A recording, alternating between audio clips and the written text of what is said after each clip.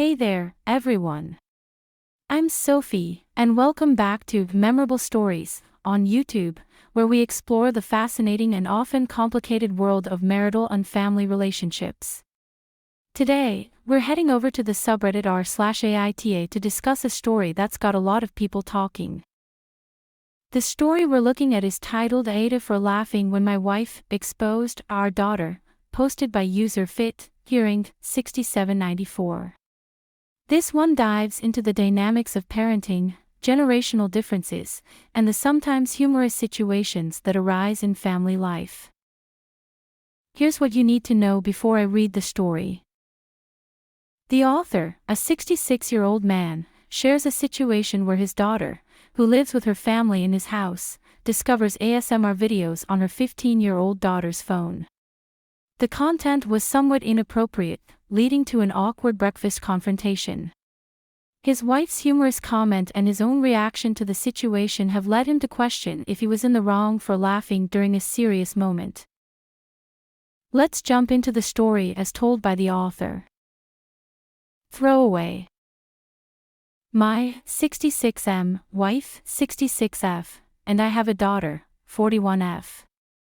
Our daughter is married and has two kids, Violet 15F and Ben 10M. Our daughter and her family have been living with us for a while. We have a big house, my wife and I live on the first floor, the second floor is for our daughter and her family. Since Violet is 15, a teen, her parents are trying to make sure she doesn't get into trouble or do hard drugs. It was 5 a.m., my wife and I were eating breakfast. Our daughter came downstairs holding Violet's phone. We recognized it was her phone because of the purple cover. Violet and our son-in-law, 41M, came after her. It seemed like she was checking her phone for the first time. Violet is a calm teen, doesn't fight at school, doesn't sneak out of the house, just a normal kid.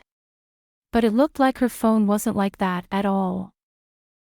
Our daughter found these videos on YouTube. In case you guys didn't know what ASMR is, they are videos where people make quiet sounds that are meant to make you relaxed. Some people make these videos but with a different type of sound. Our daughter tried to play one of them but the volume was high so we all heard a couple of seconds. It was inappropriate. I wanted to laugh but stayed silent. I'm not an old man, I know what kids do. Our daughter was a teen, my wife was a teen and I was a teen. Violet didn't look the part, she looked like a library girl which made it funnier. Our daughter started scolding Violet and said she'll punish her. Our son-in-law was behind her, he was trying to look mad but instead, he has this expression, face with hand over mouth. This guy/face is exactly how our son-in-law looked. My wife looked uninterested, she wanted to eat breakfast in peace. She looked at our daughter and said, "Let's not pretend that you didn't do worse than that. If these videos were the only things you've done, I would have stayed at church and thanked Jesus day and night." I started laughing, our son-in-law cracked a smile and laughed silently. Violet looked at her mom in surprise. It looked like a scene out of a sitcom. My wife continued to eat her toast. Our daughter looked embarrassed and said that it wasn't about her. She looked at me and said, "Dad, stop laughing, you ruined the scolding, good job." I did indeed ruin the scolding but my wife made me ruin it. There is no way I could have not laughed at that. She makes me laugh even when she doesn't mean to. AITA. Now, let's see what some of the Reddit community had to say about this. Comment by user, Daddy Advanced, reminds me when my dad told my grandmother I was smoking. Instead of telling me off, she told me a story about how she got busted for it in high school. He was like, "WTF, Mom?" And she looked at him and said, "What? She's not my kid. LOL. Miss you, Grandma. You were terrifying." Comment by user, DRCatPhD, NTA, I'd be asking why daughter feels the need to embarrass her child in front of the whole family. That's deeply cruel and can be incredibly traumatic for a teenager, especially regarding NSFW material that honestly seems pretty run-of-the-mill. I would sit down and ask her why she thought it was appropriate, because she humiliated her daughter in front of close family members about a really private and intimate thing. If she was legitimately concerned about Violet's well-being, this would have been a private chat where she talks about what is safe, what might not be, and how other stuff related to safe sex. I hope Violet gets some reassurance that she's doing normal adolescent stuff and she just needs to be safe about it. The way your daughter handled this, she might feel afraid to talk or ask about stuff she is confused or afraid of, which could lead to her making choices or forming ideas about sexuality that aren't healthy. Comment by user Liziote: those stupid, embarrassing stories about a parent's childhood antics is important for development. When you're little, you imagine your parents are absolutely perfect. As you grow, you realize your parents are human, with flaws and all.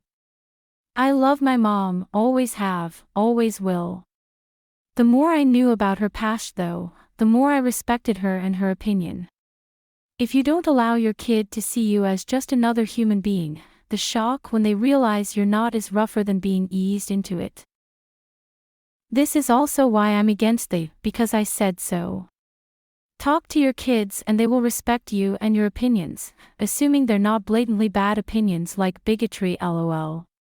They're human just as much as you are, and you know damn well that "because I said so" would make your hackles rise too. Hypocrisy is one of the top killers of a parent-child relationship. NTA. To sum up, this story beautifully illustrates the complexities and humor inherent in family relationships. It highlights how different generations handle sensitive situations and the importance of open communication and understanding within a family. My advice? Always approach delicate topics with empathy, especially with teenagers. It's also important to remember that sometimes, a little laughter can diffuse tension, but it's crucial to address the core issues at hand. What do you think about this situation? Was the author's reaction appropriate, or should he have handled it differently? Share your thoughts in the comments below. If you enjoyed this video and found it insightful, please give it a thumbs up, share it with friends, and don't forget to subscribe to Memorable Stories for more content like this. Thanks for watching, and I'll see you in the next video.